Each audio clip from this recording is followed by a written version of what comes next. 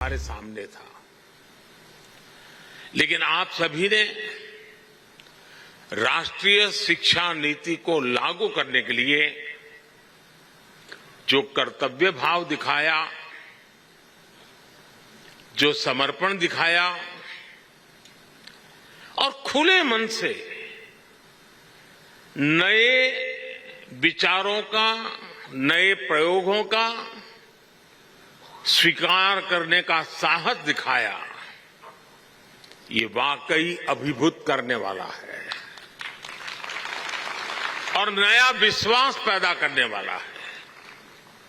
आप सभी ने इसे एक मिशन के तौर पर लिया है। राष्ट्रीय शिक्षा नीति में ट्रेडिशनल नॉलेज सिस्टम से लेकर फ्यूचरिस्टिक टेक्नोलॉजी तक उसको बराबर एक बैलेंस वे में उसको अहमियत दी गई है।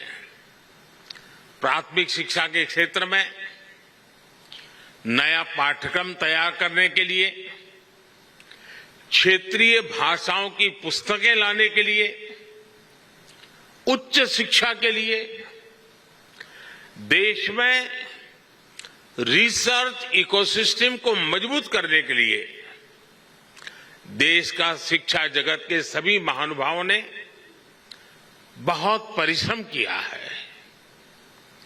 देश के सामान्य नागरिक और हमारे विद्यार्थी नई व्यवस्था से भली भांति परिचित हैं। वो ये जान गए हैं कि 10+2 एजुकेशन सिस्टम की जगह अब 5+3+3+4 ये प्रणाली पर अमल हो रहा है। पढ़ाई की शुरुआत भी अब 3 साल की आयु से होगी। इससे पूरे देश में एकरूपता आएगी।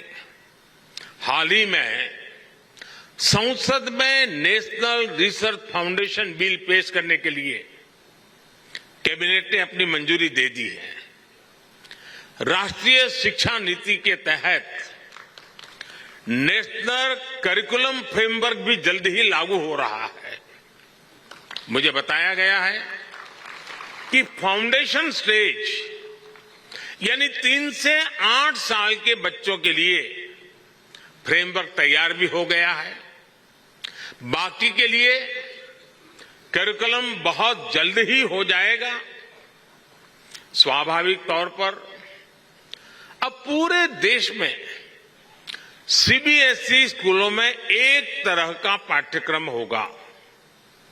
इसके लिए एनसीईआरटी नई पाठ्यपुस्तकें तैयार कर रही है।